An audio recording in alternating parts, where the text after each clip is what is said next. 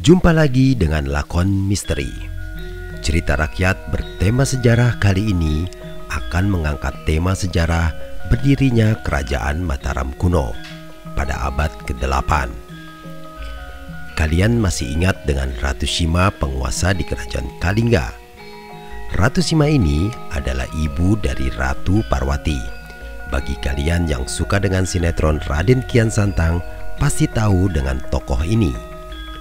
Ratu Parwati memiliki cucu bernama Raden Sanjaya, yang mana ia adalah tokoh sentral berdirinya Kerajaan Mataram kuno di abad ke-8. Lalu bagaimana kisah Kerajaan Mataram kuno bisa berjaya dan runtuh dalam 3 dinasti? Begini ceritanya.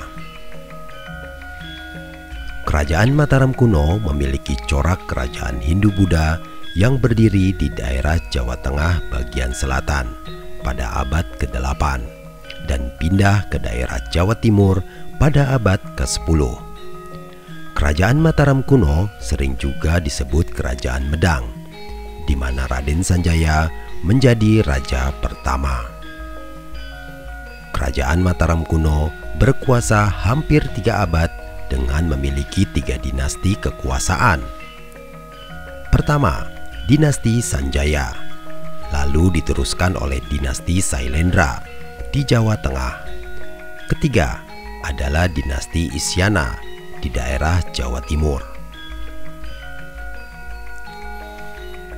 Banyak literatur sejarah berdirinya Kerajaan Mataram kuno seperti yang tercatat di beberapa prasasti, seperti Prasasti Canggal, Prasasti Kalasan, Prasasti Balitung, Prasasti Klurak, Candi Gedong Songo, Candi Borobudur, Candi Mendut, Candi Pelausan, Candi Prambanan, dan masih banyak yang lainnya.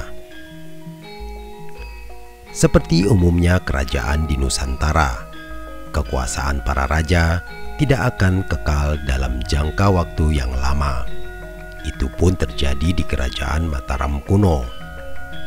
Saat itu Kerajaan Sanjaya dikenal sebagai raja yang sangat bijaksana, cakap, adil, dan taat dalam beragama. Di bawah pemerintahannya, wilayah Kerajaan Mataram kuno semakin luas dan rakyatnya pun semakin sejahtera. Kerajaan ini juga menjadi pusat pembelajaran agama Hindu. Hal ini dibuktikan dengan banyaknya pendeta yang berkunjung dan menetap di Mataram. Pada pertengahan abad ke-8, Raja Sanjaya wafat dan digantikan oleh putranya Rakai Panangkaran. Setelah Rakai Panangkaran wafat, Kerajaan Mataram kuno akhirnya terpecah menjadi 2. Dinasti Sanjaya memerintah Kerajaan Mataram kuno bercorak Hindu di Jawa Tengah bagian utara. Sementara Dinasti Sailendra memerintah Kerajaan Mataram kuno bercorak Buddha di Jawa Tengah bagian selatan. Pada masa Dinasti Sailendra, Kerajaan Mataram kuno maju pesat, baik di bidang politik, sosial budaya, dan juga ilmu pengetahuan. Raja pertama di masa Dinasti Sailendra adalah Sri Dharma Tungga, yang konon katanya kekuasaannya mencapai semenanjung Malaka. Bahkan setelah Sri Dharma Tungga digantikan oleh Raja Indra Sailendra, wilayah kekuasaannya pun meluas sampai ke Kamboja. Setelah itu, Kerajaan Mataram kuno dipimpin oleh Samaratungga. Pada periode ini, ilmu seni sangat berkembang dan dibangunlah Candi Borobudur. Kerajaan Mataram kuno akhirnya bersatu kembali setelah pernikahan antara Rakai Pikatan dari Dinasti Sanjaya dengan Pramodawardhani dari Wangsa Sailendra. Pada tahun 929 Masehi, ibu kota Mataram kuno dipindahkan oleh Empu Sindok ke Jawa Timur dengan pusat pemerintahan di antara Gunung Semeru dan Gunung Wilis.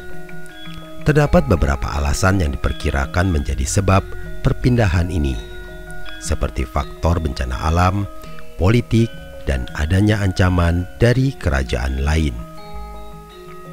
Setelah pindah ke Jawa Timur, kerajaan ini pun disebut sebagai Kerajaan Medang, dengan lokasi berada di sekitar Jombang. Empu Sindok kemudian dinobatkan sebagai raja pertama dari dinasti Isyana.